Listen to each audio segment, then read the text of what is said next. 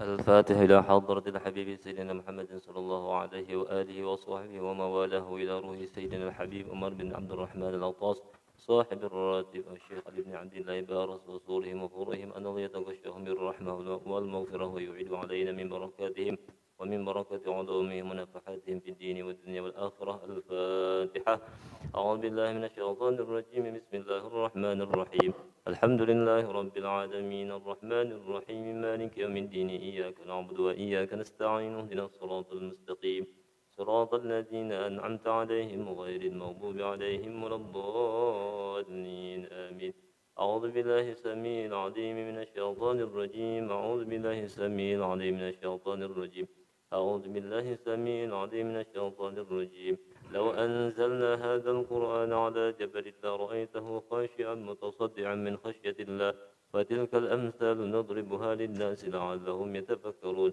هو الله الذي لا إله إلا هو عالم الغيب وشهادته هو الرحمن الرحيم. هو الله الذي لا إله إلا هو الملك القدوس السلام المؤمن المهيمن العزيز الجبار المتكبر سبحان الله عما يشركون. والله الخالق البارئ المصور له الأسماء الحسنى يسبح له ما في السماوات والأرض وهو العزيز الحكيم. أعوذ بالله السميع العليم من الشيطان الرجيم. أعوذ بالله السميع العليم من الشيطان الرجيم. أعوذ بالله السميع العليم من الشيطان الرجيم. أعوذ بكلمات الله التامة من شر ما خلق. أعوذ بكلمات الله التامة من شر ما خلق. أعوذ بكلمات الله التامة من شر ما خلق. بسم الله الذي لا يضر مع اسمه شيء في الأرض ولا في السماء وهو السميع العليم. بسم الله الذي لا يضر مع اسمه شيء في الأرض ولا في السماء وهو السميع العليم. بسم الله الذي لا يضر مع اسمه شيء في الأرض ولا في السماء وهو السميع العليم. بسم الله الرحمن الرحيم. ولا حول ولا قوة إلا بالله العلي العظيم. بسم الله الرحمن الرحيم. ولا حول ولا قوة إلا بالله العلي العظيم. بسم الله الرحمن الرحيم. ولا حول ولا قوة إلا بالله العلي العظيم. بسم الله الرحمن الرحيم. ولا حول ولا قوة إلا بالله العلي العظيم. بسم الله الرحمن الرحيم. ولا حول ولا قوة إلا بالله العلي العظيم. بسم الله الرحمن الرحيم. ولا حول ولا قوة إلا بالله العلي العظيم. بسم الله الرحمن الرحيم. ولا حول ولا قوة إلا بالله العلي العظيم. بسم الله الرحمن الرحيم. ولا حول ولا قوة إلا بالله العلي العظيم. بسم الله الرحمن الرحيم. ولا حول ولا قوة إلا بالله العلي العظيم. بسم الله الرحمن الرحيم. ولا حول ولا قوة إلا بالله العلي العظيم. بسم الله الرحمن الرحيم. بسم الله الرحمن الرحيم. بسم الله الرحمن الرحيم. بسم الله توصلنا بالله. بسم الله توكلنا بالله. بسم الله توصلنا بالله. بسم الله توكلنا بالله. بسم الله توصلنا بالله. بسم الله توكلنا بالله. بسم الله آمنا بالله. ومن يؤمن بالله لا خوف عليه. بسم الله آمنا بالله. ومن يؤمن بالله لا خوف عليه. بسم الله آمنا بالله. ومن يؤمن بالله لا خوف عليه. سبحان الله عز الله. سبحان الله جل الله. سبحان الله عز الله. سبحان الله جل الله. سبحان الله عز الله. سبحان الله جل الله. سبحان الله وبحمده سبحان الله العظيم. سبحان الله وبحمده سبحان الله العظيم. سبحان الله وبحمده سبحان الله العظيم. سبحان الله والحمد لله ولا إله إلا الله والله أكبر. سبحان الله والحمد لله ولا إله إلا الله والله أكبر. سبحان الله والحمد لله ولا إله إلا الله والله أكبر. سبحان الله والحمد لله ولا إله إلا الله والله أكبر. يا لطيفا بخلقه يا عالما بخلقه يا خبيرا بخلقه ألطف بنا. يا لطيف يا عليم يا خبير. يا لطيفا بخلقه يا عالما بخلقه يا خبيرا بخلقه ألطف بنا. يا لطيف يا عليم يا خبير. يا لطيفا بخلقه يا عالما بخلقه يا خبيرا بخلقه ألطف بنا. يا لطيف يا عليم يا خبير. يا لطيف لم يزل ألطف بنا فيما نزل. إنك لطيف لم تزل ألطف بنا والمسلمين. يا لطيف لم يزل ألطف بنا فيما نزل. إنك لطيف ولم تزل ألطف بنا والمسلمين. يا لطيف لم يزل ألطف بنا فيما نزل. إنك لطيف ولم تزل ألطف بنا والمسلمين. لا إله إلا الله. لا إله إلا الله. لا إله إلا الله. لا إله إلا الله. لا إله إلا الله. لا إله إلا الله. لا إله إلا الله. لا إله إلا الله. لا إله إلا الله. لا إله إلا الله. لا إله إلا الله. لا إله إلا الله. لا إله إلا الله. لا إله إلا الله. لا إله إلا الله. لا إله إلا الله. لا إله إلا الله لا إله إلا الله لا إله إلا الله لا إله إلا الله لا إله إلا الله لا إله إلا الله لا إله إلا الله لا إله إلا الله لا إله إلا الله لا إله إلا الله لا إله إلا الله لا إله إلا الله لا إله إلا الله لا إله إلا الله لا إله إلا الله لا إله إلا الله إلا الله لا إله إلا الله لا إله إلا الله لا إله إلا الله لا إله إلا الله لا إله إلا الله لا إله إلا الله لا إله إلا الله لا إله إلا الله سيدنا محمد رسول الله صلى الله عليه وسلم حسبنا الله ونعم الوكيل حسبنا الله ونعم الوكيل حسبنا الله ونعم الوكيل حسبنا الله ونعم الوكيل حسبنا الله ونعم الوكيل حسبنا الله ونعم الوكيل حسبنا الله ونعم الوكيل اللهم صل على سيدنا محمد اللهم صل عليه وسلم اللهم صل على سيدنا محمد اللهم صل عليه وسلم اللهم صل على سيدنا محمد اللهم صل عليه وسلم اللهم صل على سيدنا محمد اللهم صل عليه وسلم اللهم صل على سيدنا محمد اللهم صل عليه وسلم اللهم صل على سيدنا محمد اللهم صل عليه وسلم اللهم صل على سيدنا محمد اللهم صل عليه وسلم اللهم صل على سيدنا محمد اللهم صل عليه وسلم اللهم صل على سيدنا محمد اللهم صل عليه وسلم اللهم صل على سيدنا محمد اللهم صل عليه وسلم اللهم صل على سيدنا محمد يا ربي صل عليه وسلم أستغفر الله أستغفر الله أستغفر الله أستغفر الله أستغفر الله أستغفر الله أستغفر الله أستغفر الله أستغفر الله أستغفر الله أستغفر الله تائبون إلى الله تائبون إلى الله تائبون إلى الله يا الله بها يا الله بها يا كريم يا الله بحسن الخاتمة يا الله بها يا الله بها يا الله يا كريم يا الله بحسن الخاتمة يا الله بها يا الله بها يا كريم يا الله بحسن الخاتمة غفرانك ربنا وإليك المصير لا يكلف الله نفسا إلا وسعها لها ما كسبت عليها ما اكتسبت ربنا لا تؤاخذنا إن نسينا أو أخطأنا ربنا ولا تحمل علينا إصرا كما حملته على الذين من قبلنا ربنا ولا تحملنا ما لا طاقة لنا به واعف عنا واغفر لنا وارحمنا أنت مولانا فانصرنا على القوم الكافرين الفاتحة إلى روح سيدنا وحبيبنا وشفينا رسول الله محمد بن عبد الله صلى الله عليه وسلم وآله وأصحابه وذريته بأن الله يعلي درجتهم في الجنة وينفعون بأسرارهم وأنوارهم وعلومهم في الدين والدنيا والآخرة الفاتحة أعوذ بالله من الشيطان الرجيم بسم الله الرحمن الرحيم الحمد لله رب العالمين الرحمن الرحيم مالك يوم الدين إياك نعبد وإياك نستعين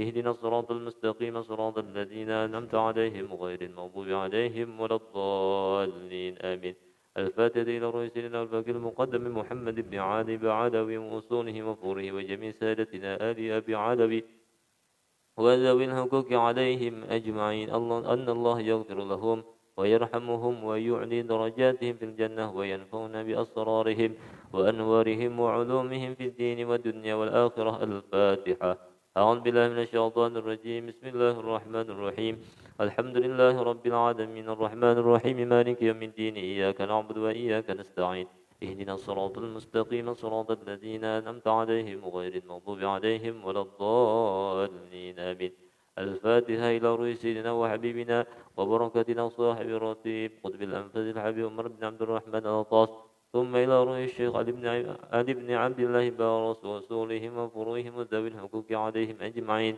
أن الله يغفر لهم ويرحمهم ويعلي درجاتهم في الجنة وينفعون بأسرارهم وأنوارهم وعلومهم ونفحاتهم في الدين والدنيا والآخرة الفاتحة أعوذ بالله من الشيطان الرجيم بسم الله الرحمن الرحيم الحمد لله رب العالمين الرحمن الرحيم مالك يوم الدين إياك نعبد وإياك نستعين اهدنا الصراط المستقيم صراط الذين أنعمت عليهم غير المغضوب عليهم ولا الضالين آمين الفاتحة إلى أرواح جميع الأولياء والشهداء والصالحين والأئمة الراشدين ثم إلى أرواح والدينا ومشايخنا ومعلمينا وذوي الحقوق علينا أجمعين ثم إلى أرواح أموات المؤمنين والمؤمنات والمسلمين والمسلمات أن الله يغفر لهم ويرحمهم ويعلي درجاتهم في الجنة وينفعون بأسرارهم وأنوارهم وعلومهم ونفحاتهم في الدين والدنيا والآخرة. الفاتحة. أعوذ بالله من الشيطان الرجيم. بسم الله الرحمن الرحيم. الحمد لله رب العالمين الرحمن الرحيم مالك يوم الدين إياك نعبد وإياك نستعين اهدنا الصراط المستقيم صراط الذين أنعمت عليهم غير المغضوب عليهم ولا الضالين آمين. الفاتحة بالقبول وتمام كل سول ومأمول والصالح شان ظاهر وباطنا في الدين والدنيا والآخرة. دافع عدد كل شر جلبان كل خير لنا ولأحبابنا ولوالدنا وشيخنا في الدين مع اللطف والعافية وعلانية أن الله ينور قلوبنا وقوالبنا ما تقال الهدى والعفاف والموت على دين الإسلام والإيمان بلا محنة والامتحان بحق سيدي ولد أدنان ولكل نية صالحة وإلى حضرة الحبيب محمد صلى الله عليه وسلم ومن واله. الفاتحة. أعوذ بالله من الشيطان الرجيم. بسم الله الرحمن الرحيم. الحمد لله رب العالمين الرحمن الرحيم مالك يوم الدين إياك نعبد وإياك نستعين اهدنا الصراط المستقيم صراط الذين أنعمت عليهم غير المغضوب عليهم ولا الضالين آمين. آمين يا الله. بسم الله الرحمن الرحيم. الحمد لله رب العالمين حمدا يوافي نعمه ويكافئ مزيده. يا ربنا لك الحمد كما ينبغي لجلال وجهك الكريم ولعظيم سلطانك. سبحانك لا نحصي ثناء عليك أنت كما أثنيت على نفسك فلك الحمد حتى ترضى ولك الحمد إذا رضيت ولك الحمد بعد الرضا. اللهم صل وسلم على سيدنا محمد في الأولين وصل وسلم على سيدنا محمد في الآخرين وصل وسلم على سيدنا محمد في كل وقت وحين وصل وسلم على سيدنا محمد في النبيين وصل وسلم على سيدنا محمد في المرسلين وصل وسلم على سيدنا محمد في الملأ الأعلى إلى يوم الدين وصل وسلم على سيدنا محمد حتى ترث الأرض ومن عليها وأنت خير الوارثين. اللهم إنا نستحفظك ونستودعك ديننا وأبداننا وأنفسنا وأموالنا وأهلنا وكل شيء أعطيتنا. اللهم اجعلنا وإياهم في كنفك وأمانك وعياجك وجوارك من كل شيطان مريد وجبار عنيد وذي عين وذي بغ ومن شر كل ذي شر إنك على كل شيء قدير. اللهم احدنا بالتقوى والاستقامة وأعذنا من موجبة الندامة في الحال والمآل إنك سميع الدعاء. وصل اللهم بجمالك وجلالك على سيدنا محمد وعلى آله وصحبه أجمعين وارزقنا كمال المتابعة له ظاهرا وباطنا يا أرحم الراحمين بفضل سبحان ربك رب العزة عما يصفون وسلام على المرسلين والحمد لله رب العالمين.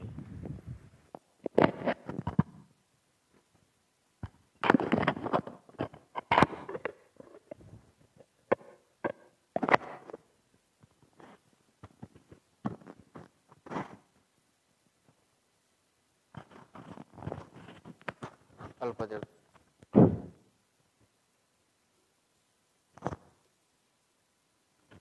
Al-Fadil dari Nabi Muhammad ila arwahi abahi wa ikhwanihi min amsuni salatu wassalamu alaihi wa alim ajma'in summa ila arwahi alikulin wa sahabah wal qarbah wa tabi'in wa tabi'in tabi'in wa tabi'in bismillin summa ila arwahi arba'atil aimatil mustahidin muqlidin fidin wal alamil amilin wal qahdisin wal qadsun syaritis sufiyatul muhaqqiqin wa tabi'in bismillin sunlihir musani fi hadal kitab usulih firim anullah ta'ala ya taghasham birahmah wa ya'lam barakatim wa salaman warihim wa ulumihim wa nafahatim fid dini wa dunya wal akhirah wa yakhtimu lana bil husna wa huridna fi khairin ulisna afiyah wa ila hadratin nabi Muhammad sallallahu alaihi wasallam. Al-Fatihah.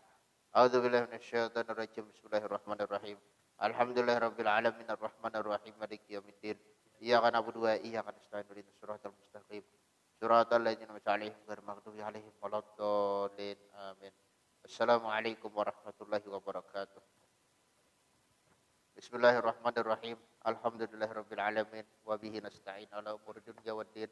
Wassalatu wassalamu ala asyrafil anbiya'i wal mursalin sayyidina wa nabiyina Muhammadin wa ala alihi wa sahbihi ajma'in. Qala al-musannif rahimahullah ta'ala wa nafa'ana bihi wa bi ulumihi fid dharaini amin. Amin. Adapun murad ya Allah. Adapun murad daripada ibadah yang pada hadis itu yaitu ibadah sunnah jua, yakni tafakkur sesaat maksudnya, yang hasil di dalamnya ma'rifah dan taubah dan ibrah. Terlebih baik daripada ibadah sunnah 70 tahun yang tiada di dalamnya demikian itu. Nah, ini kelanjutan daripada i'tikad sebagian orang-orang Jabariyah. Mereka menjadi sesat diantaranya dengan sebab melihat kepada hadis baginda Rasulullah, bukan hadisnya yang sesat, tapi pemahamannya yang keliru. Hadis baginda Rasulullah itu sama sekali tidak pernah keliru. Sama seperti Al-Quran, sama sekali tidak pernah keliru. Yang keliru itu adalah pemahaman daripada sebagian orang, karena mereka memahaminya dengan hawa nafsu. Mereka memahaminya bukan dengan ilmu yang benar. Inilah yang berbahaya, yang harus kita hindarkan bersama. Jadi bagi mereka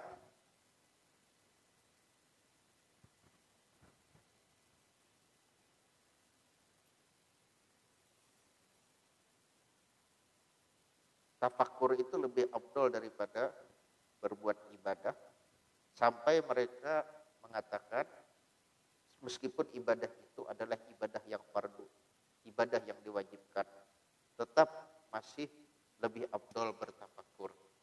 Dengan dalil ada sebuah hadis, at-tafakkur sa'atan khairum min ibadati sab'ina sanah. Bertafakkur sesaat lebih baik daripada ibadah 70 tahun. Jadi sesaat atau sebentar saja bertafakkur lebih baik daripada ibadah 70 tahun. Mereka salah paham, salah kaprah dalam memahami hadis ini, sehingga ibadah yang wajib pun mereka tinggalkan. Yang penting kata mereka adalah tafakkur. Kalau bahasa Jawanya iling. Nah, yang penting iling. Urusan sholat dan lain-lain itu adalah perkara yang enteng-enteng saja. Ini adalah kesesatan yang nyata. Yang mana kesesatan ini sekali lagi kadang berasal dari seseorang memahami Al-Quran atau memahami hadis tanpa ilmu yang benar. Oleh karena itu, Imam Sufyan bin Uyainah mengatakan, al-hadisu madallatun illa lil fuqaha. Hadis itu adalah biang kesesatan kecuali bagi orang-orang yang paham hukum agama, orang-orang yang benar-benar faqih, yang benar-benar ahli dalam ilmu fikih. Maksudnya apa? Maksudnya bukan hadisnya yang sesat, tapi orang yang memahaminya yang bisa tersesat. Jadi kita dilarang oleh Allah Subhanahu. Maksudnya dilarang oleh oleh kesepakatan, nah, bukan secara langsung dari Al-Quran, bukan secara langsung dari hadis, tapi oleh kesepakatan para ulama dari masa ke masa untuk langsung mengambil kesimpulan daripada Al-Quran atau daripada hadis kalau kita belum mencapai derajat ijtihad. Ini adalah kesepakatan dari satu masa ke masa. Bagi yang bukan mujtahid, maka dia harus memahami Al-Quran dan hadis melalui perantara pemahaman para mujtahidin. Tidak bisa membuat pemahaman yang baru. Nah, inilah yang berlaku di saat-saat ini, di mana banyak sekali orang-orang yang berusaha menyimpulkan hukum daripada Al-Quran atau daripada hadis langsung tanpa membuka kitab-kitab fikih. Ini adalah sangat keliru dan berpotensi untuk sesat lagi menyesatkan. Inilah misalnya yang terjadi di kalangan kita, misalnya hadis tentang akikah, al-aqiqatu murtahanun bi al-gulamu, nah, atau kullu gulamin murtahanun bi aqiqati. Setiap anak yang lahir tergadai dengan akikahnya. Nah, lalu dari kata-kata tergadai itu banyak yang membuat tafsir sendiri, sehingga mereka pun mengatakan bahwasanya akikah wajib. Kalau tidak dikerjakan, maka dia sulit masuk surga karena tergadai. Tergadai itu maksudnya tertahan. Nah, ini akibat tidak membuka kitab-kitab fikih. Semestinya kalau seseorang itu membaca hadis, maka dia harus merujuk kepada kitab-kitab fikih. Bagaimana tafsiran hadis itu? Tafsir yang benar. Nah, maka akikah itu hukumnya adalah sunnah muakkadah. Ini menurut mazhab Imam Syafi'i. Begitu juga menurut mazhab Imam Ahmad bin Hambal, akikah adalah sunnah muakkadah. Nah, adapun menurut Imam Malik, akikah itu adalah mandub. Mandub itu derajatnya di bawah sunnah. Artinya berpahala, tapi pahalanya lebih kurang daripada pahala sesuatu yang dihukumkan masnun atau mustahab, yaitu sunnah yang levelnya lebih tinggi. Nah, kemudian adapun menurut Imam Abu Hanifah, akikah itu adalah mubah saja. Nah, tidak disunahkan. Siapa yang mengerja, maka dia tidak dapat pahala dan tidak dapat dosa. Kalau dia meninggalkan, dia tidak dapat dosa. Kalau dia mengerjakan, maka tidak dapat pahala. Ini menurut mazhab Imam Abu Hanifah. Nah, tidak ada satupun dari ulama madzhabul arba'ah yang mengatakan bahwasanya akikah itu hukumnya wajib. Kecuali ada segelintir daripada mazhab Imam Daud Az-Zahiri. Imam Daud Az-Zahiri yang mazhab sudah punah, yang mengatakan bahwa akikah itu hukumnya wajib. Tapi kita menurut aturan main yang digariskan oleh para fuqaha mutaakhirin, dilarang untuk keluar daripada 4 mazhab. Kenapa demikian? Karena yang jelas dokumennya, yang jelas pengikutnya sampai sekarang hanya 4 mazhab. Adapun yang di luar 4 mazhab itu dokumennya sudah tidak jelas dan juga pengikutnya sudah punah. Nah, jadi bukan berarti keliru pendapat-pendapat dari ulama di luar 4 mazhab, tapi tidak bisa dipegang. Kenapa? Bukan meragukan ijtihad mereka, tapi meragukan keabsahan kaul. Apakah benar dinisbatkan kepada mereka, benar mereka yang punya kaul ataukah tidak? Intinya seperti itu. Jadi apakah benar ini kaulnya Imam Zuhiri ataukah bukan? Maka kita tidak bisa mengambil kepastian lantaran dokumennya tidak lengkap. Nah, adapun kalau misalnya kita berbicara dengan 4 mazhab, maka jelas ada kitab-kitabnya sampai sekarang. Nah, puluhan bahkan mungkin ratusan dari masing-masing mazhab dituliskan. Mulai dari kitab-kitab yang ditulis oleh imam-imam mazhab atau murid-murid beliau, sampai generasi yang kedua, generasi ketiga, sampai sekarang itu kitab-kitabnya lengkap. Pengikutnya ada di mana-mana. Nah, jadi yang dimaksud tergadai itu apa? Yang dimaksud tergadai itu ialah yang namanya tergadai itu tertahan. Tertahan dari apa? Tertahan daripada kebaikan yang dikehendaki dengan akikah itu. Nah, ini menurut satu pendapat. Nah, jadi bukan tertahan sulit masuk surga. Nah, tapi bayi itu tertahan dari kebaikan yang dikehendaki dengan adanya akikah. Nah, kemudian lagi ada yang berpendapat tergadai tertahan, maksudnya itu keamanannya daripada setan. Jadi keamanannya daripada setan. Karena menurut sebagian ulama, ketika bayi itu lahir, nah maka dia sangat rentan untuk diganggu oleh setan. Nah, caranya untuk supaya terbebas dari gangguan setan ialah dengan diakikahin. Intinya seperti itu. Ini menurut sebagian yang lain. Kemudian ada lagi yang berpendapat bahwa yang dimaksud tergadai di sini adalah tergadai haknya untuk memberi syafaat kepada kedua orang tuanya.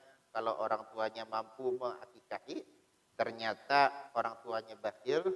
Nah, ini bagi yang mampu, ternyata dia bakhil, tidak mau mengakikahi, lalu meninggal dunia ketika masih kecil, yang semestinya dia punya hak untuk memberi syafaat kepada kedua orang tuanya, dengan tidak diakikahi, maka hak itu menjadi terhalang, menjadi tergadai, menjadi tertahan.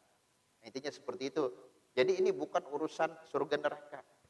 Nah, yang namanya perkara sunnah tidak ada urusan surga neraka. Siapa yang meninggalkan perkara sunnah, maka tidak ada ancaman dapat dosa, otomatis tidak ada ancaman dapat masuk neraka sama sekali. Jadi tidak ada urusannya dengan surga dan neraka. Siapa yang hendak berakikah silahkan, siapa yang tidak ya silahkan. Cuma kalau tidak dikerjakan, keutamaan-keutamaannya atau fadilah-fadilahnya tidak didapat, itu saja. Intinya demikian. Ini salah satu contoh. Nah, karena sudah adzan, kita break dulu sebentar.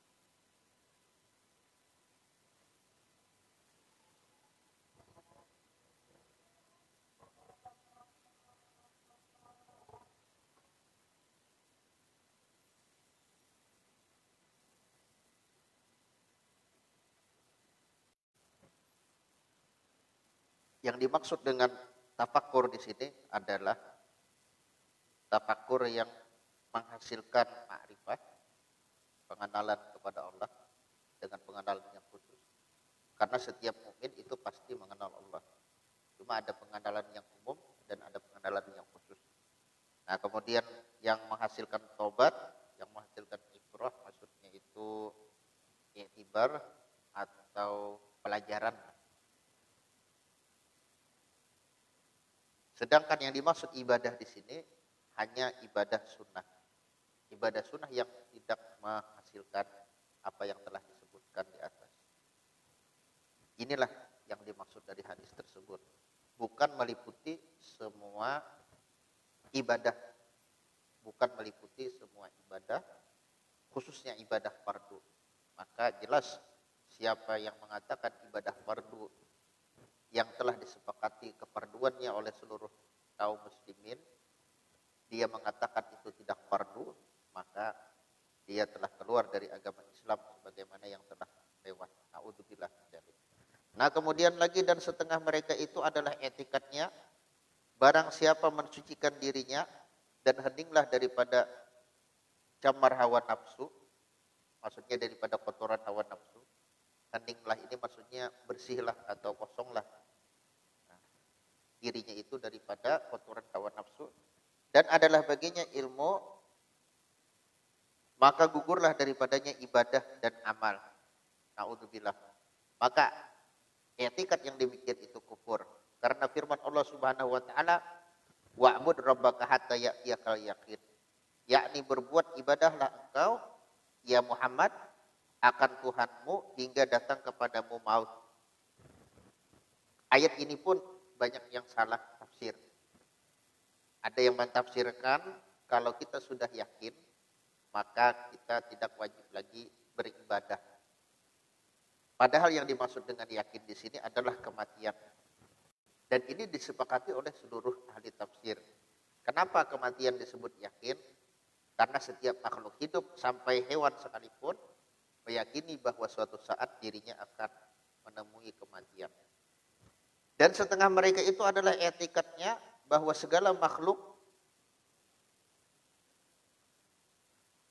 beroleh pahala sebab berbuat kebajikan mereka itu. Dan tiada beroleh siksa sebab berbuat kejahatan.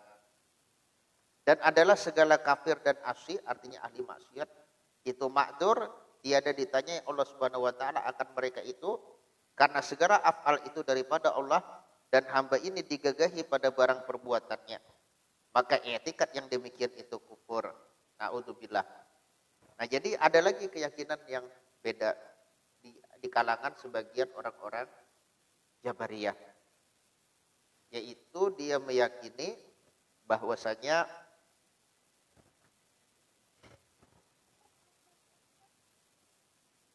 apabila makhluk manusia ataupun jin, makhluk yang mukallaf melakukan kebaikan, maka dia akan mendapatkan pahala.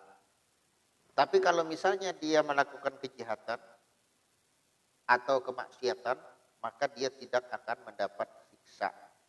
Kemudian orang-orang kafir, orang-orang ahli maksiat, mereka semua makdur. Arti makdur adalah mereka udzur.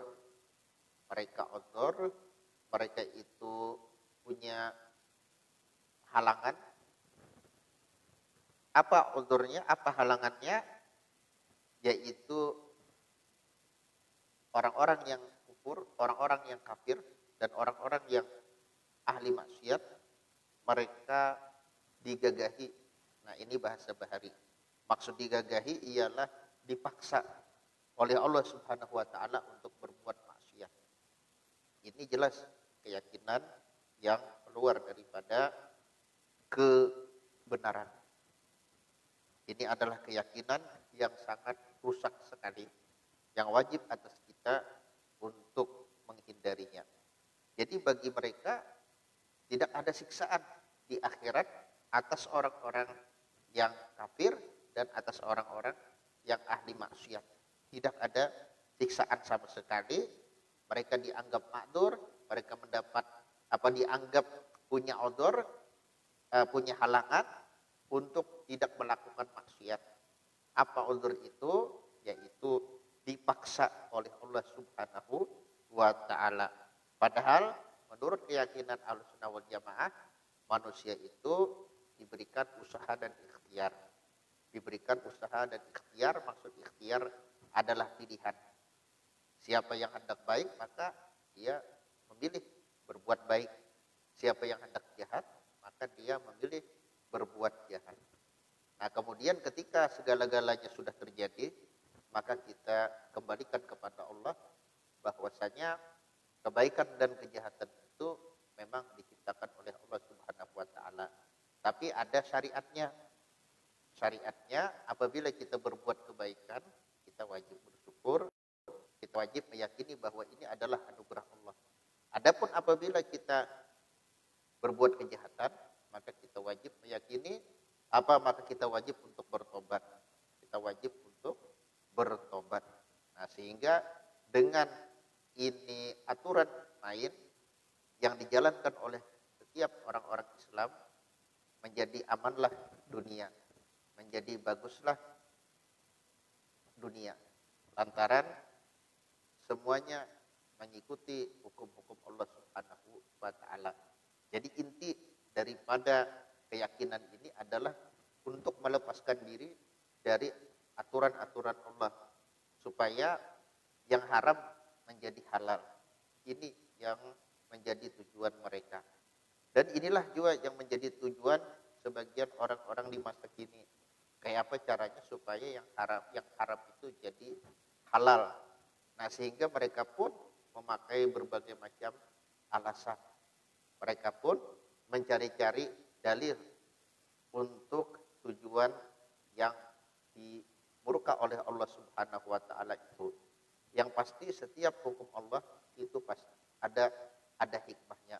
Setiap hukum Allah ada rahasia di baliknya.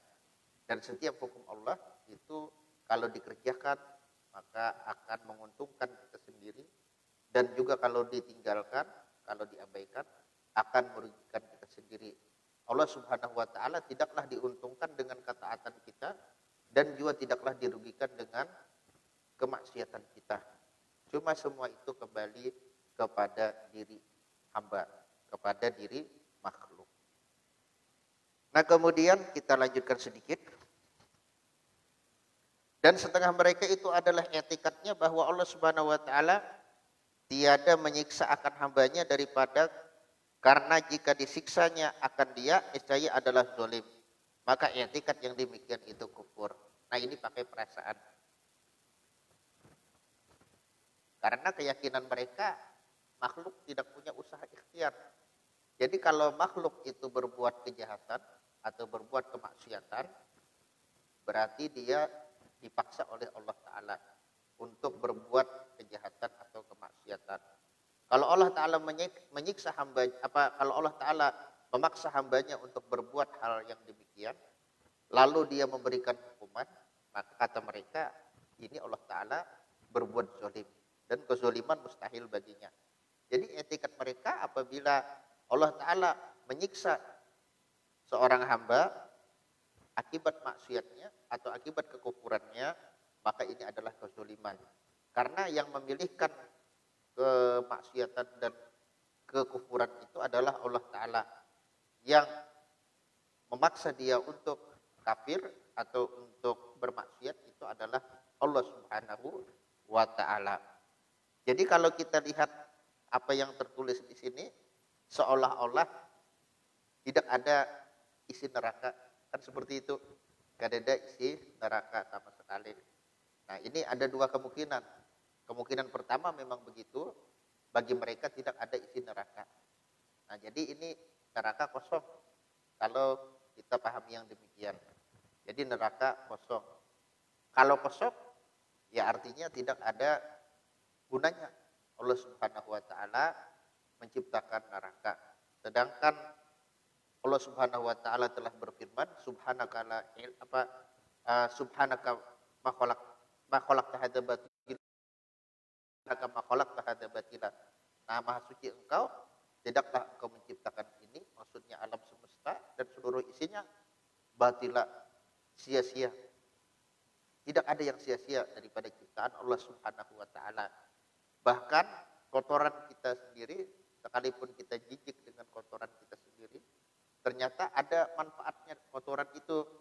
Nah, ada yang mencoba itu kotoran manusia dijadikan pupuk, ternyata buahnya lebih lebat dari yang kotoran kambing atau kotoran sapi. Dulu pernah ada beritanya, maksudnya kabar-kabar lah, di daerah Plehari sana, orang menjajakan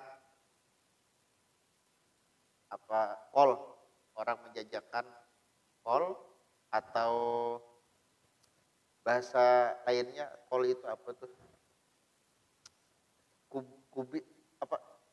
Kubis, lain kubis lah. Nah, keinget lagi nah, kol itu apa tuh bahasa yang lainnya? Pokoknya sayuran kol lah. Jadi orang menjajakan sayuran kol laku karena besar ukurannya.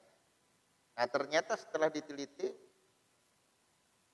pupuknya itu tahi manusia. Nah, karena tahu bahwa pupuknya tahi manusia, akhirnya tidak laku lagi. Nah, padahal ukurannya lebih besar dari ukuran yang biasa.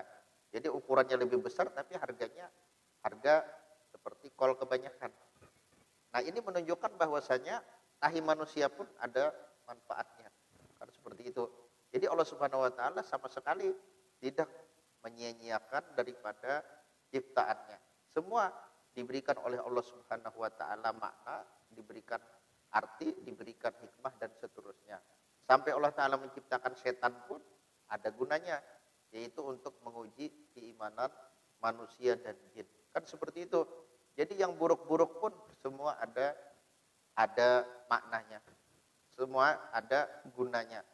Nah, termasuk juga neraka, maka neraka itu jelas Allah Ta'ala menciptakan, tidaklah sia-sia, ada gunanya, yaitu untuk menyiksa orang-orang yang bermaksiat, yang dosanya tidak diampuni daripada kaum muslimin, atau orang-orang yang sama sekali tidak punya iman di dalam dadanya. Orang-orang kufar, orang-orang musyrik, nah maka itu semua akan masuk ke dalam neraka. Dan ini menunjukkan bahwasanya Allah Subhanahu wa taala mempunyai dua sifat kesempurnaan, yaitu sifat Jamal dan sifat Jalal. Orang-orang yang masuk surga, mereka akan menyaksikan sifat jamalnya Allah Subhanahu wa taala, sifat keelokan, sifat keindahan, sifat kebaikan. Nah, itu adalah jamal. Nah, kemudian ada sifat keperkasaan, sifat kewibawaan, nah, sifat keagungan, itu adalah jalal. Nah, orang-orang yang ada di neraka semuanya akan menyaksikan, akan merasakan daripada sifat jalal Allah Subhanahu wa taala. Dengan adanya sifat jamal dan jalal ini, maka itulah menunjukkan daripada kesempurnaan Allah Subhanahu wa taala. Nah, jadi Allah Subhanahu wa taala itu punya dua jenis sifat.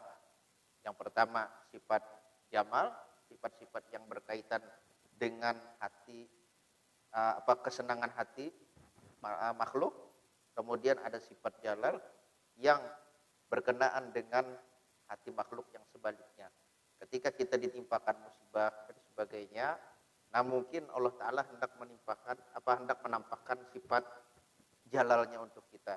Tapi ketika kita mendapatkan nikmat, maka mungkin Allah Subhanahu wa taala bermaksud menampakkan sifat jamalnya untuk kita.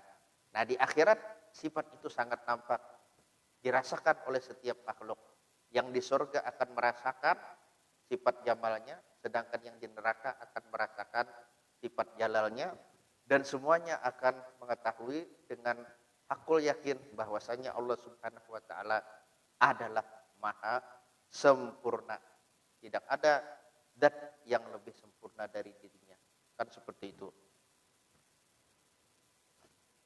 Dan setengah mereka itu adalah etikatnya bahwa Allah Subhanahu wa taala itu menghidupkan segala kafir di dalam neraka, kemudian maka dimatikannya pula akan mereka itu.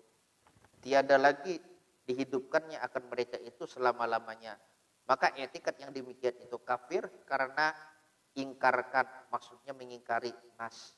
Nah, nas ini baik nas Al-Qur'an ataupun nas hadis. Nas ini adalah ayat atau sabda Rasul yang tidak bisa ditakwil-takwil. Yang sudah pasti ma tanziluhu ma ta'wiluhu tanziluh. Artinya apa yang tersebut itulah yang merupakan maknanya. Jadi tidak bisa ditakwil-takwil. Itu kan yang disebut dengan nas. Jadi orang yang meyakini hal demikian, jelas dia menyalahi daripada nas Al-Quran, yang mana di dalam Al-Quran itu sangat jelas. Orang-orang yang masuk surga itu disebutkan khalidina fiha, mereka kekal di dalamnya. Begitu juga orang-orang yang masuk neraka daripada orang-orang kafir, itu disebut oleh Allah Ta'ala khalidina fiha. Innal ladzina kafaru min ahlil kitabi wal musyrikina fi nari jahannam khalidina fiha. Sesungguhnya orang-orang yang kafir daripada orang ahlul kitab, maksudnya yang mengingkari kenabian Nabi kita Nabi Muhammad SAW, dan juga orang-orang musyrikin dari berbagai macam agama, mereka pasti akan masuk ke dalam neraka khalidina fiha, selama-lamanya. Jadi ayat ini sangat jelas, sangat terang bahwasanya kehidupan di akhirat itu kekal. Kehidupan di akhirat tidak ada habis-habisnya.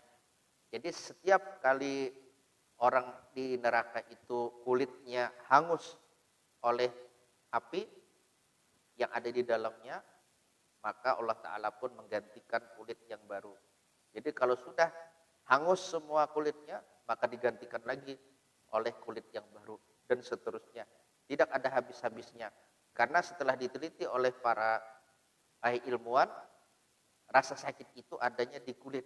Kalau sudah tembus ke dalam, maka sudah tidak ada lagi rasa sakit. Jadi rasa sakit itu adanya di kulit. Nah, sehingga Allah Ta'ala menyiksa hamba-hambanya di neraka, cukup dengan menghanguskan kulitnya, maka dia akan merasakan kesakitan yang sangat luar biasa. Na'udzubillah, mudah-mudahan kita semua tidak ada yang masuk ke dalam neraka sedetik pun. Amin ya rabbal alamin. Dan setengah mereka itu adalah etikatnya bahwa hak Allah Subhanahu wa taala telah menjadikan ia akan segala sesuatu. Dan tatkala selesailah ia daripada menjadikan, istirahatlah ia. Maka tiap-tiap sesuatu itu zahir ia pada waktunya dan tiada daripada Allah Subhanahu wa taala, maka etikat yang demikian itu kufur. Nah, ini sebagian daripada kaum Jabariyah lagi, bahwa Allah Ta'ala itu sudah menciptakan segala sesuatu, kemudian sudah menentukan segala sesuatu, baik dia bergerak atau berdiam, baik dia misalnya timbul ataupun hilang, dan sebagainya, itu sudah ditentukan oleh Allah Subhanahu wa Ta'ala. Jadi ibaratnya itu seperti memasang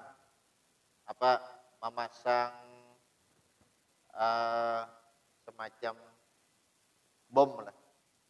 Kalau sudah waktunya tiba, maka bomnya akan meledak sendiri. Nah itu, jadi semacam memasang bom. Bomnya itu ada waktunya, disetel jam berapa. Misalnya orang ini menciptakan bom itu jam 8 pagi, lalu disetel bom itu akan meledak jam 8 malam. Jadi tinggal ditaruh saja itu bom. Kalau sudah sampai jam 8 malam, dia akan meledak sendiri. Adapun yang membuat bom, nah itu santai-santai saja menunggu. Nah, paham ya kalau lah. Nah, begitulah keyakinan sebagian orang Jabariyah. Allah Ta'ala itu sesudah melakukan penciptaan terhadap alam semesta, dia pun istirahat. Nah, mungkin dianggapnya Allah Ta'ala itu kelelahan. Jadi istirahat. Jadi sudah bercatat si fulan akan lahir tanggal sekian, maka Allah Ta'ala cuma menunggu. Begitu waktunya tiba, maka pasti akan lahir. Tanpa ada unsur perbuatan dari Allah Ta'ala dalam kelahiran itu. Tanpa ada unsur keterlibatan Allah Ta'ala dalam kelahiran itu. Nah, ini jelas adalah etikat yang benar, bahwasanya setiap apapun yang terjadi di alam semesta, baik besar atau kecil, itu pasti melibatkan kekuasaan Allah Subhanahu wa Ta'ala. Itu pasti bermuara dari kekuasaannya. Nah, jadi tidak ada istilah Allah Subhanahu wa Ta'ala istirahat. Allah Subhanahu wa Ta'ala senantiasa berbuat dengan kekuasaannya yang mutlak, yang tidak bisa dibatasi atau dicampuri. Nah, kemudian kita sambung lagi. Dan setengah mereka itu adalah etikatnya bahwa tiap-tiap barang yang hadir di dalam hati pada khawatir kebajikan atau kejahatan. Maksud khawatir ini kotor. Kotor itu artinya lintasan hati. Jadi ada terlintas di hati untuk berbuat kebajikan atau ada terlintas di hati untuk berbuat kejahatan. Harus bagi kita mengerjakannya karena yang demikian itu daripada suruhan Allah. Maka etikat yang demikian itu kufur. Karena diisbatkan akan wahyu dan suruh Allah dengan hati. Dan diharuskannya Allah Ta'ala menyuruh dengan berbuat kejahatan. Maksudnya dibolehkannya Allah Ta'ala menyuruh dengan berbuat kejahatan. Nah, ini adalah etikat yang kata Datuk Kelampaian di sini adalah kufur. Dengan alasan yang tersebut, jadi khotor atau lintasan hati dianggap sebagai wahyu. Nah, wahyu yang harus ditaati. Maka itu tidak benar. Wahyu itu hanya khusus untuk para nabi. Nah, seperti Nabi Khidir alaihissalam diwahyukan oleh Allah Subhanahu wa Ta'ala untuk membunuh anak kecil. Maka sebagai seorang hamba, Nabi Khidir mentaati wahyu Allah Ta'ala itu. Beliau pun memenggal kepala anak kecil. Nah, jadi ini tidak ada urusan menyalahi syariat. Jadi sangatlah keliru bahwa misalnya ada anggapan Nabi Khidir menyalahi syariat. Itu adalah keliru. Nabi Khidir tidak menyalahi syariat, Justru Nabi Khidir mematuhi syariat yang diturunkan oleh Allah Ta'ala kepada beliau, karena beliau adalah seorang nabi yang bukan rasul. Jadi Nabi Khidir mendapat wahyu untuk membunuh anak itu, maka otomatis beliau pun mengerjakannya. Kalau beliau tidak mengerjakannya, maka itu adalah sesuatu yang mustahil. Karena seorang nabi adalah maksum, arti maksum terjaga dari dosa, sedangkan melanggar wahyu, melanggar apa yang diwahyukan kepadanya, itu adalah merupakan suatu dosa. Itu adalah sesuatu yang mustahil. Jadi jangan sampai keliru dalam memahami ayat-ayat Al-Quran. Ini banyak sekali terjadi kekeliruan dalam memahami ayat-ayat Al-Quran. Nah, sehingga apa? Sehingga kadang ada sebagian orang-orang yang tidak bertanggung jawab, mereka itu menyamakan dirinya dengan Nabi Khidir. Nah, tujuannya supaya bisa berbuat sekehendak hati. Maksudnya, ikam jangan protes, jangan mengiktirat. Ikam kan diingatkah lawan kisah Nabi Musa lawan Nabi Khidir. Nah, padahal itu adalah analogi yang salah, kias yang keliru. Nah, dalam mengkias pun kita harus benar. Oleh karena itu kita perlu belajar ilmu mantik, ilmu yang berkenaan dengan pikiran, supaya kita punya pikiran yang jernih, supaya kita sampai kepada nazar sahih, pandangan yang benar. Nah, pandangan yang benar itu hukumnya adalah fardu kifayah menurut sebagian ulama. Bahkan Imam Ghazali mengatakan, siapa yang tidak paham mantik, maka ilmunya tidak bisa dipegang. Jadi di dalam kita beragama itu harus selain kita mempelajari daripada wahyu Allah Subhanahu wa taala, yaitu Al-Qur'an dan hadis dan yang berkenaan dengannya, nah daripada pemahaman para ulama terhadap Al-Qur'an dan hadis itu, juga untuk menyikapi apa yang berkembang di masa-masa kita ini, ada yang dibuka, kita harus punya nazar sahih, pandangan yang benar, pikiran yang jernih. Nah, jangan sampai kita dilarutkan oleh perkara-perkara yang justru itu akan merusak daripada agama kita sendiri. Justru itu akan mengacaukan daripada tuntunan Rasulullah SAW yang diturunkan dari generasi ke generasi, mulai dari generasi sahabat sampai tabi'in, tabi'in dan seterusnya. Jangan sampai hal itu terjadi. Nah, jadi itu adalah analogi yang salah. Nah, tidak bisa orang di masa sekarang menyamakan dirinya dengan Nabi Khidir alaihissalam. Karena Nabi Khidir adalah seorang nabi. Nah, sedangkan kita bukan nabi. Lalu kalau misalnya kita menganggap bahwa apa yang terlintas di hati kita itu adalah sesuatu yang mesti dituruti karena itu berasal dari Allah Subhanahu wa taala, itu sama saja dengan menyamakan lintasan hati kita ini dengan wahyu. Na'udzubillah min dzalik. Nah, maka inilah yang menyebabkan siapapun yang berkeyakinan demikian, kata Datuk Kelampayan, adalah kafir. Na'udzubillah, harus kita jaga daripada kekeliruan ini. Jadi orang-orang ini meyakini apabila terlintas di hati untuk berbuat baik, maka turutilah. Dan apabila terlintas di hati untuk berbuat jahat, maka turutilah. Nah, jadi turuti saja. Ada terlintas gasan mabuk, ya mabuk. Ada terlintas di hati gasan bezina, ya bezina. Ada terlintas di hati gasan misalnya berjudi, ya berjudi, dan seterusnya. Na'udzubillah min dzalik.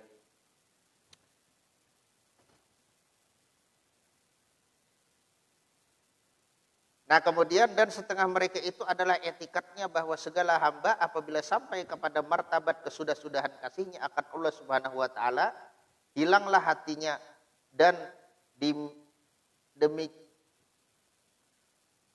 diminumnyalah minuman kasih akan Allah Subhanahu wa taala, maka gugurlah daripadanya segala taklif syara dan terangkatlah daripadanya segala ibadah, maka jadilah ibadahnya itu tafakkur juga. Nah, ini ileng tadi. Na'udzubillah, ileng. Jadi kita harus waspada, jangan sampai terjebak dalam pemahaman-pemahaman yang seperti ini, yang mana apabila seseorang telah sampai kepada suatu martabat, suatu keadaan tertentu, yaitu puncak kecintaan kepada Allah Subhanahu wa taala, maka katanya sudah tidak ada lagi terkait dengan hukum syariat. Nah, ini adalah sesuatu yang sangat keliru. Karena hukum syariat itu berkenaan dengan akal. Siapapun yang masih punya akal wajib untuk mengikuti syariat yang diturunkan oleh Allah Ta'ala kepada para rasul. Wajib diikuti oleh setiap umat dari setiap rasul. Wajib itu. Nah, kecuali kalau sudah gila. Nah, kalau sudah gila, ya maka silahkan mau berbuat apapun. Kalau sudah gila, ya silahkan mau berbuat apapun. Gila ini bisa karena Allah Ta'ala, bisa karena gangguan jiwa.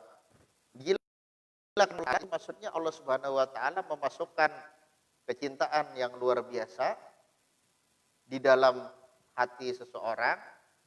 Dengan kecintaan itu dia tidak menyadari lagi tentang dirinya, tentang alam sekitarnya. Yang ada di dalam hatinya hanya Allah Subhanahu wa taala semata.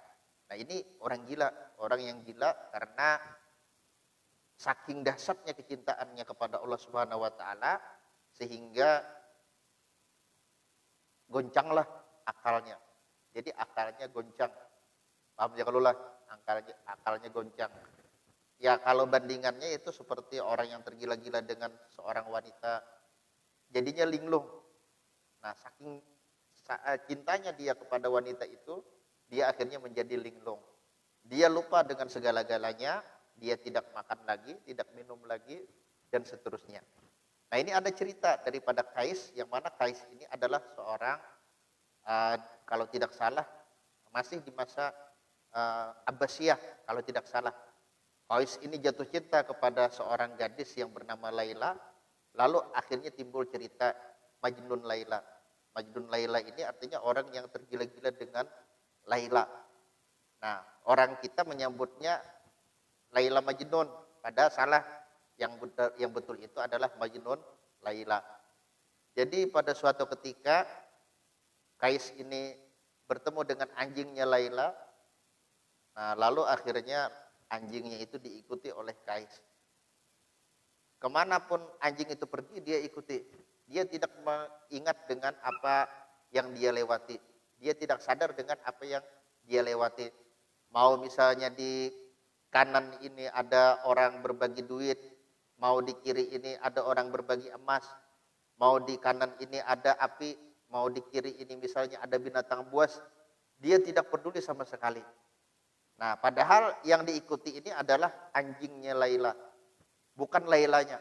Tapi setiap sesuatu yang berkaitan dengan orang yang dicintai, itu pasti langsung menyebabkan kontaknya jiwa, menyebabkan tersambungnya. Nah, tersambungnya rohnya itu kepada orang yang dicintai, istilahnya terjalinlah kontak batin antara dirinya seorang pecinta dengan orang yang dicintai. Jadi ketika melihat anjing Laila, maka dia pun mengikutinya. Kemanapun anjing itu pergi, dia tidak peduli dengan kanan kiri, semuanya menjadi lenyap. Yang ada di pikirannya hanya Laila. Jadi begitu melihat anjing itu, dia langsung ingat kepada pemilik anjingnya, yaitu Laila. Nah, sampai akhirnya anjing ini karena merasa diikuti, dia pun mungkin ketakutan, takut dipukul atau bagaimana, dia lari kencang, sampai akhirnya Qais ini tidak bisa lagi mengejar. Begitu anjing Laila hilang dari pandangan matanya, barulah dia kembali sadar. Nah, ini orang yang tergila-gila karena cinta. Pas balik lagi ke rumahnya, dia melewati, padahal waktu mengikuti anjing itu dia melewati sekelompok orang yang sholat. Nah, dia melewati sekelompok orang yang sholat. Ternyata orang-orang yang sholat itu semuanya melihat Qais lewat mengejar atau mengikuti anjing Laila. Semuanya melihat. Jadi begitu Kais kembali lagi ke jalan yang dia lewati, yang di situ ada orang-orang sedang sholat. Nah, ternyata mereka sudah selesai dari sholatnya, mereka pun berkata kepada Kais, "Wahai Kais, kenapa tadi kamu tidak sholat? Kamu lewat, tapi tidak singgah untuk sholat bersama-sama kami." Jadi kata Kais, "Apakah tadi kalian semua sedang sholat?" "Ya, kami sedang sholat." Nah, kemudian apakah ketika kalian sholat itu kalian menyadari bahwa aku tadi sedang barusan lewat? "Ya, kami menyadari semua bahwa kamu lewat di hadapan kami ketika kami sholat." Lalu apa kata Kais? Kata Kais, "Ulangilah sholat kalian. Sesungguhnya sholat kalian itu kosong, tidak ada sama sekali kecintaan kepada Allah Ta'ala di hati kalian. Karena kalau kalian sholat dengan kecintaan kepada Allah, kalian tidak akan bisa melihatku ketika aku lewat. Kalian sama sekali tidak akan memperhatikan apapun selain Allah Subhanahu wa Ta'ala saja." Nah, itu kata Kais. Jadi memang ada martabat yang seperti itu, yaitu martabat orang yang fana fillah, orang yang larut pikirannya, larut perhatiannya, larut jiwanya di dalam keelokan Allah Subhanahu wa Ta'ala, di dalam keagungannya atau di dalam keesaannya dan seterusnya. Jiwanya larut sehingga tidak sadar lagi. Kalau dia adalah seorang yang salik, maka dia akan diam seperti Sunan Kalijaga 3 tahun diam di pinggir sungai, lupa dengan segala-galanya. Nah, ketika Sunan Bonang datang, Sunan Bonang bingung, mana ini muridku yang satu tadi? Nah, kemudian dibersihi itu pinggir kali oleh Sunan Bonang, ternyata ketemulah dengan Sunan Kalijaga yang ketika itu tubuhnya sudah ditutupi oleh lumut-lumut, oleh rumput-rumput atau lumpur dan seterusnya. Nah, barulah dibangunkan oleh Sunan Bonang, kan seperti itu. Nah, ini Sunan Kalijaga berarti beliau adalah seorang yang salik. Nah, adapun seorang yang lainnya yaitu yang majdub atau majdub, nah itu cirinya ketika sedang fana maka tubuhnya bergerak-gerak. Jadi orang yang fana itu, orang yang majdub itu apa yang terjadi dengan rohaninya itu nampak di anggota tubuhnya. Yaitu tubuhnya tidak bisa diam, bergerak-gerak. Nah, kadang menari-nari dan seterusnya kan seperti itu. Tubuhnya bergerak-gerak, nah kadang berjalan-jalan, mondar-mandir dan sebagainya. Yang pasti kalau pakai bahasa kasarnya, orang-orang majdub itu adalah orang-orang gila. Tapi gilanya karena Allah Subhanahu wa Ta'ala. Jadi tidak bisa disamakan dengan orang waras. Orang gila itu memang dia tidak terkait dengan hukum syariat. Jadi orang gila tidak terkait dengan hukum syariat. Nah, jadi salah kalau misalnya ada orang yang berkeyakinan orang yang bermaksiat misalnya nih. Anggaplah misalnya orang ini membuka aurat. Nah, lalu ditegur istilahnya nih, "Kenapa kamu membuka aurat?" Maka kada boleh. Si wali anu tupang betilanjang lagi. Nah, itu tidak bisa. Kan seperti itu tidak bisa disamakan. Kalau misalnya ada seorang yang majdub itu segala tindak tanduknya bukanlah hujah, bukanlah menjadi dalil. Nah, kenapa? Karena orang majdub itu adalah orang gila. Cuma gilanya bukan karena gangguan jiwa, tapi gilanya karena Allah Subhanahu wa Ta'ala. Jadi tidak bisa jadi dalil daripada kelakuan orang yang majdub. Nah, jadi untuk orang yang salih, dia wajib untuk mengerjakan apapun daripada syariat Allah Subhanahu wa Ta'ala kecuali di masa fananya. Adapun untuk orang yang majdub, nah orang gila, ya maka dia terbebas dari hukum syariat. Nah, kenapa terbebas? Karena dia gila. Tapi gilanya sekali lagi karena Allah Subhanahu wa Ta'ala. Jadi jangan salah paham. Nah, imbah ada misalnya nih orang yang membuka aurat lalu disamakan dengan orang-orang yang gila karena Allah Ta'ala, yaitu orang-orang majdub. Nah, itu tidak bisa disamakan. Dan ciri orang yang majdub itu hilang semuanya. Maksudnya tidak ada syahwat. Dia tidak punya akal sehat dan juga dia tidak punya syahwat. Paham janganlah? Dia tidak punya syahwat. Jadi seandainya orang hidup ini menyentuh kulit perempuan, nah maka tidak akan syahwatnya bangkit. Karena ketika dia menyentuh kulit perempuan, dia sama sekali tidak merasa bahwa dia sedang menyentuh kulit perempuan. Sama sekali dia itu tidak tidak memandang kepada perempuan itu, hatinya lupa bahwa itu adalah perempuan. Hatinya tidak sempat berpikir bahwa itu adalah perempuan, yang dipikirkannya hanya Allah Subhanahu wa taala. Jadi kalau misalnya ada orang yang waras kan gitu, nah. Maksudnya kalau misalnya ada orang yang mengaku atau berbuat seolah-olah dia adalah seorang majnun, lalu misalnya bersentuhan dengan perempuan, ternyata syahwatnya bangkit. Nah, ternyata syahwatnya bangkit, ada yang bergarak-garak di sarung, kan gitu. Maka apa? Maka jelas itu salah satu dari dua. Paham ya kalau lah? Nah, bisa dia itu adalah orang yang pura-pura majnun, kan gitu. Nah, bisa dia adalah orang LGBT. Nah, jadi bukan magnet positif dan negatif, bukan, tapi positif dan positif, kan seperti itu. Nah, atau negatif dan negatif. Nah, jadi antara dua aja. Kalau misalnya ada orang yang berlagak seolah-olah dia majnun, atau misalnya dia yang mengaku-ngaku seolah-olah dia sedang jadab, nah sedang ditarik, sedang di dalam hatinya itu dipenuhkan oleh Allah Subhanahu wa taala dengan kecintaan yang dahsyat kepadanya. Nah, maka ketika misalnya bersentuhan dengan perempuan, timbul syahwat. Nah, timbul istilahnya ada pergerakan di dalam sarung.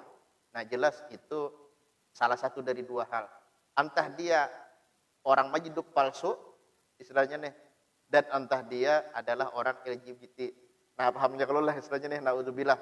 Nah, kita berdoa kepada Allah Subhanahu wa taala dari mengaku-ngaku sesuatu yang bukan terjadi pada diri kita. Ini adalah termasuk daripada sebab su'ul khatimah sebagaimana yang dikatakan oleh para ulama.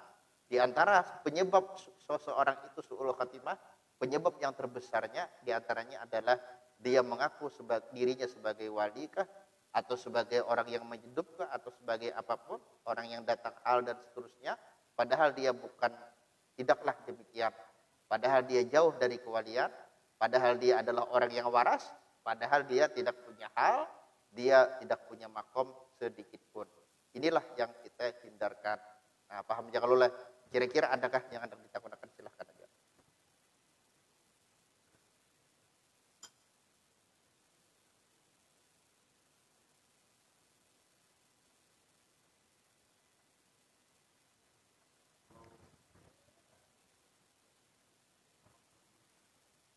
Ya, kalau misalnya keyakinannya itu adalah keyakinan yang dihukumkan kafir, harus mengucap dua kalimat syahadat. Karena kesesatan atau bid'ah itu kan ada dua. Ada yang menyebabkan orang yang menganutnya itu kafir, dan ada yang menyebabkan orang yang menganutnya itu hanya fasik. Kalau hanya fasik, maka dia cukup dengan berlepas dari keyakinan itu dan beristighfar serta bertekad kuat, bertekad di dalam hati untuk tidak mengulangi keyakinan itu di dalam dirinya. Nah, itu kalau yang dihukumkan fasik. Adapun kalau yang dihukumkan kafir, maka itu harus bersyahadat dan harus menyatakan bahwa dirinya rujuk dari itu keyakinan. Paham ya kalau lah? Jadi harus dia menyatakan, selain bersyahadat, menyatakan bahwa saya rujuk dari keyakinan itu, atau saya berlepas dari kelompok itu. Seperti misalnya orang-orang Ahmadiyah, nah itu jelas keyakinan Ahmadiyah bahwa ada Nabi sudah Nabi Muhammad, itu kafir, jelas itu tidak ada keraguan sedikit pun. Kalau dia mau bertobat, maka dia wajib mengucapkan dua kalimat syahadat dan wajib mengikrarkan bahwa dia berlepas dari keyakinan-keyakinan Ahmadiyah. Dia berlepas dari keyakinan bahwa ada Nabi sesudah Nabi Muhammad SAW. Nah, jadi tergantung dari jenis bid'ah atau kesesatannya. Paham ya Allah? Kalau kesesatan maksudnya penyimpangan daripada akidah yang benar, akidah Ahlussunnah wal Jamaah. Kalau sifatnya itu dihukumkan fasik, kalau dihukumkan fasik maka cukup dengan bertobat. Tapi kalau dihukumkan kafir, wajib untuk bersyahadat dan berikrar rujuk atau berlepas daripada itu keyakinan. Paham ya kalau lah seperti itu. Nah, jadi yang tadi orang-orang Jabariyah yang meyakini bahwa hamba-hamba Allah Ta'ala itu sedikit pun tidak ada yang masuk neraka, kan gitu. Nah, bisa jadi itu secara umum, atau bisa jadi juga itu secara khusus, maksudnya untuk diri mereka saja. Jadi untuk diri mereka, untuk kelompok mereka tidak ada yang masuk neraka dengan berbuat kejahatan. Paham ya kalau lah? Nah itu tuh, jadi perlu penelusuran. Nah, perlu penelusuran yang mana yang merupakan keyakinan Jabariyah. Apakah maksudnya sebagian orang Jabariyah, apakah neraka itu akan kosong sama sekali, ataukah yang dimaksud tidak akan disiksa itu adalah kelompoknya sendiri. Nah, kalau dilihat dari konteksnya ini hanya kelompok mereka. Nah, kemungkinan seperti itu. Jadi kelompok mereka saja yang tidak akan masuk neraka. Adapun kelompok lain itu ada yang masuk neraka. Kemungkinan seperti itu, ini kemungkinan yang kedua. Karena memang di antara ciri daripada kelompok yang sesat, di antara ciri daripada kelompok yang sesat, mereka sangat fanatik dengan diri mereka sendiri, dengan kelompok mereka sendiri. Nah, misalnya seperti anggaplah, misalnya seperti Syiah kan seperti itu, Rafidhah, mereka itu sangat fanatik dengan ulama-ulama mereka, seperti Ayatullah Khomeini. Nah, itu kan diperlakukan oleh mereka, dipandang oleh mereka seolah-olah seperti nabi. Sampai-sampai menurut satu riwayat lah, satu kabar bahwa kain kapan Khomeini ini terbuka ketika dia hendak diturunkan ke liang lahat. Bukan apa-apa, sampai istilahnya auratnya terbuka, bukan karena apa-apa, itu karena pengikutnya berebut untuk menyentuhnya, untuk menciumnya, dan seterusnya.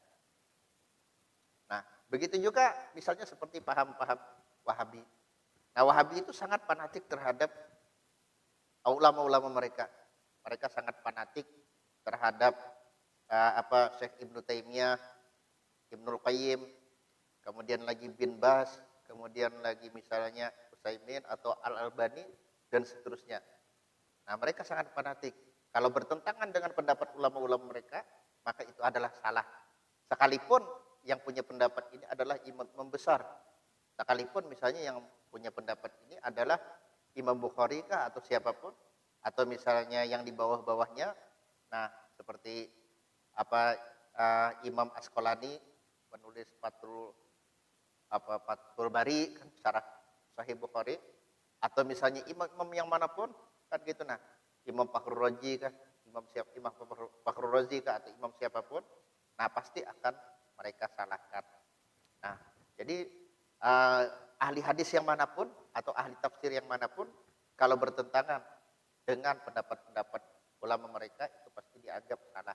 Jadi karakteristik daripada kelompok yang sesat itu adalah fanatik buta terhadap ulama-ulamanya. Itu karakteristik. Nah, berbeda dengan Ahlus Sunnah. Ahlus Sunnah itu tidak ada fanatik buta terhadap ulama-ulamanya atau terhadap pendapat-pendapatnya. Nah, ini sangat nampak dari tarikh atau sejarah atau tabaqat para ulama-ulama dalam mazhab Syafi'i misalnya.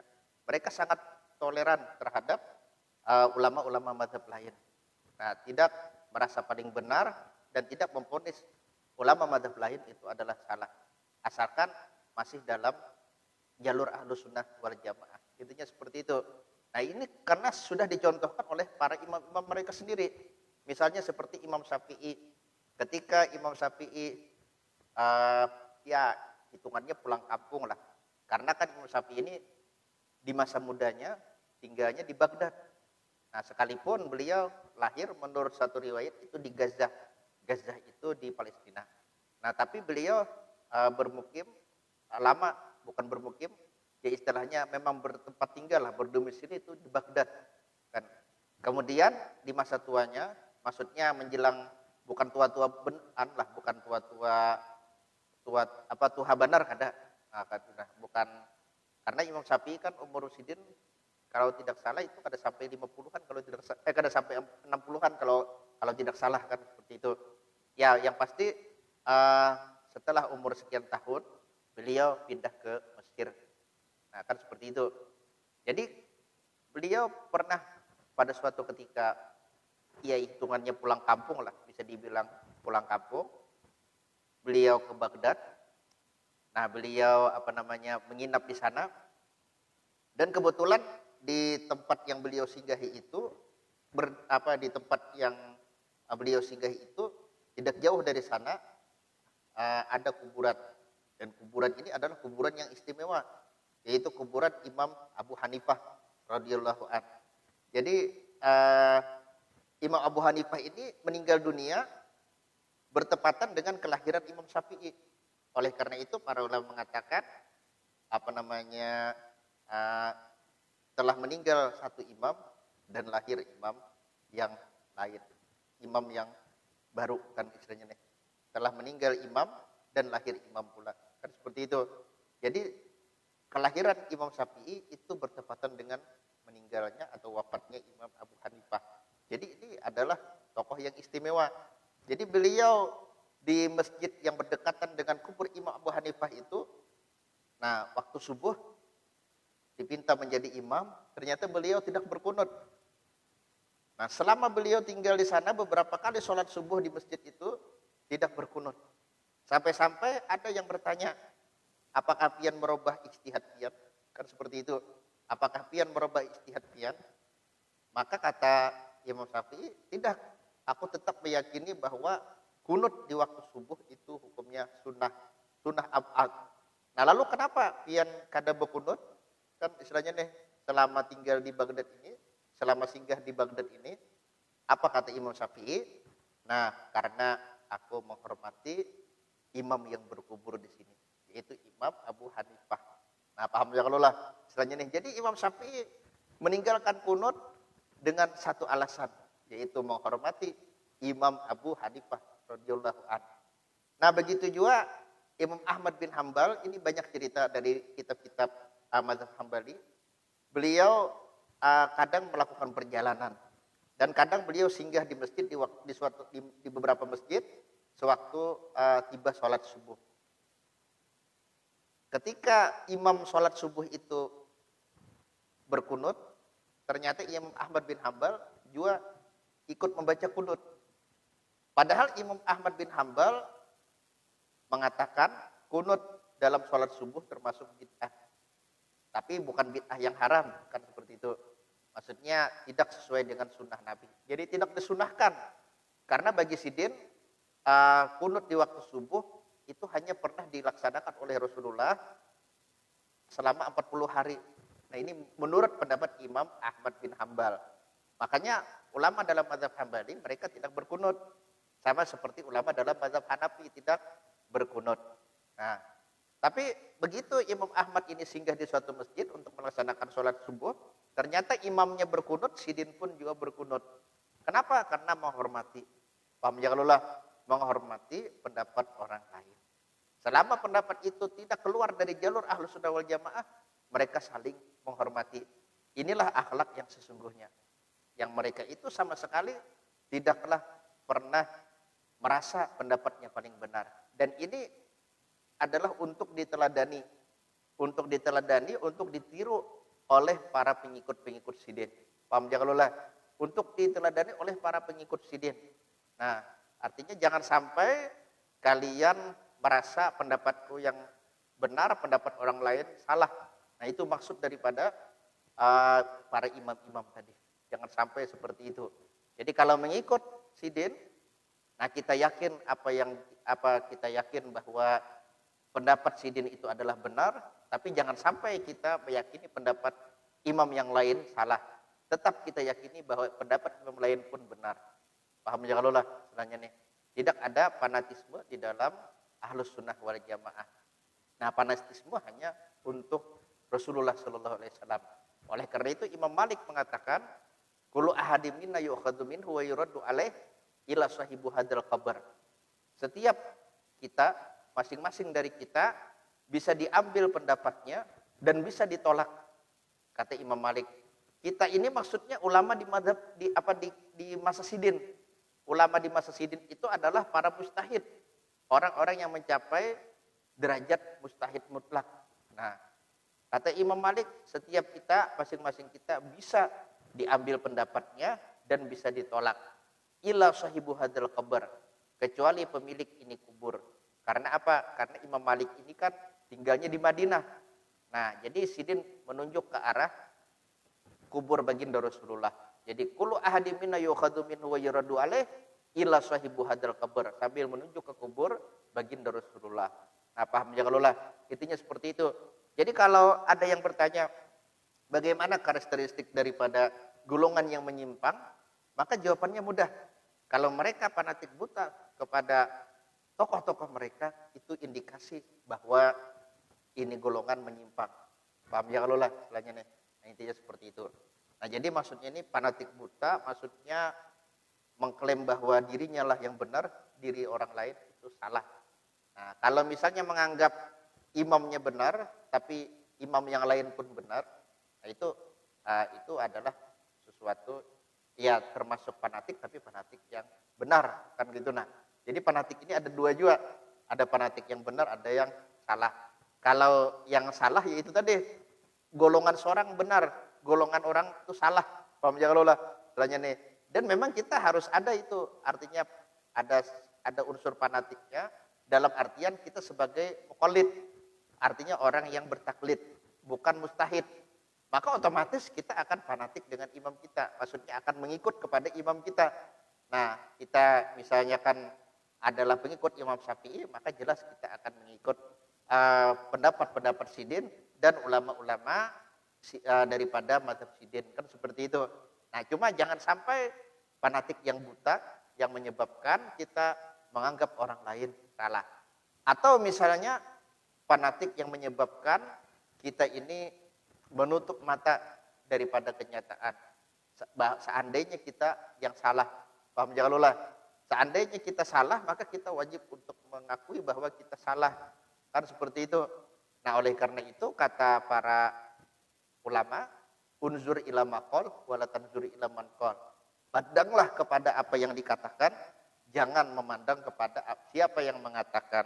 Kalau yang dikatakan adalah benar, sekalipun dia datang dari mulut anak kecil, wajib untuk kita pegang. Kalau yang dikatakan itu adalah salah, sekalipun dia datang dari orang yang tua sekalipun, yang ratusan tahun, kalau salah maka kita tidak boleh berpegang. Paham ya kalau lah, intinya seperti itu. Adakah lagi kira-kira pertanyaan? Silahkan aja. Adakah lagi yang harus ditanyakan? Nah, amun ada pertanyaan lagi, jadi kita tutup dulu. Mudah-mudahan Allah Subhanahu wa taala senantiasa melimpahkan taufik dan hidayahnya kepada kita, dan juga mudah-mudahan Allah Subhanahu wa taala senantiasa menjaga kita sehingga kita selalu berada di jalan yang lurus, jalan yang diridhoi oleh Allah, jalan yang diridhoi oleh baginda Rasulullah, jalan yang telah dilalui oleh para a'imah, para imam-imam Ahlus Sunnah wal Jamaah. Mudah-mudahan Allah Subhanahu wa taala menerima amal ibadah kita, mengampuni dosa kita, menutupi kekurangan kita, mengabulkan hajat-hajat kita, dan memasukkan kita dalam surga tanpa hisab atau dengan hisab yang mudah bersama baginda Rasulullah dan segenap orang-orang yang diridhoi Allah. Al-hadiniyah wa alamana wa bihi salafuna sholih wa ila hadratin Nabi sallallahu alaihi wasallam. Al-Fatihah. A'udzu billahi minasyaitonir rajim. Bismillahirrahmanirrahim. Rabbil alamin arrahmanir rahim maliki yaumiddin. Iyyaka na'budu wa iyyaka nasta'in ihdinas siratal mustaqim.